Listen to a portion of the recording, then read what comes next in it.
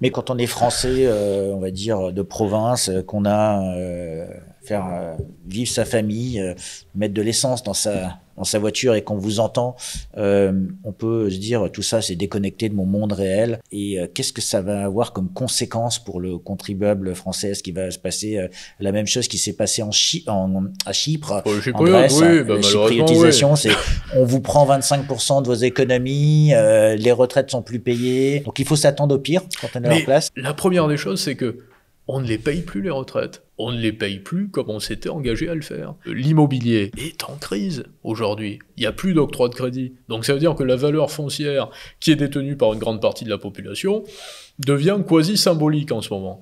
Et vous avez 5 mégabanques, BNP, BPCE, Crédit Agricole, Crédit Mutuel, et vous avez un ministre de l'économie qui dit lui, il est français, il parle au nom de la France, donc il est perçu comme un Français. Il dit, il y a 30 000 milliards d'épargne en Europe, il faut que cette épargne, à terme, puisse servir pour la transition écologique, pour les mots magiques, entre guillemets, qu'il faut déblatérer aujourd'hui, je dirais.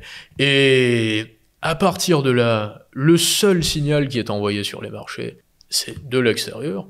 Ne laissez plus une larme d'argent sur une banque française, parce qu'une banque française, c'est une banque qui peut être régie du jour au lendemain par un gouvernement qui est déjà en place, et qui potentiellement va avoir la lubie de piocher dans cette épargne-là. Mais ces gens-là nous dirigent comme s'ils étaient seuls au monde. Et je pense qu'ils doivent sortir de l'Assemblée nationale, des cabinets ministériels, d'un restaurant, en ayant vu les mêmes personnes, en se couchant avec les mêmes personnes, en se levant avec les mêmes personnes, et qu'ils oublient que les États-Unis existent encore, qu'ils ont de la croissance. Qui oublie qu'il y a les BRICS, qu'il y a les BRICS, qu'il y a le Moyen-Orient, et qu'il y a quand même des pays très solides. Si vous ouvrez un compte dans une banque à Dubaï, au Qatar ou en Arabie Saoudite, vous savez pertinemment qu'il n'y aura pas de problème. Et même aux États-Unis, dans certaines banques américaines, mais encore plus au Moyen-Orient aujourd'hui. Mais je veux dire par là que les politiques prennent une décision qui va contre la population française, en oubliant que la population française dépend quand même du reste du monde, et que si on s'autoflagelle et qu'on s'exclut, on s'exclut du monde qui marche également.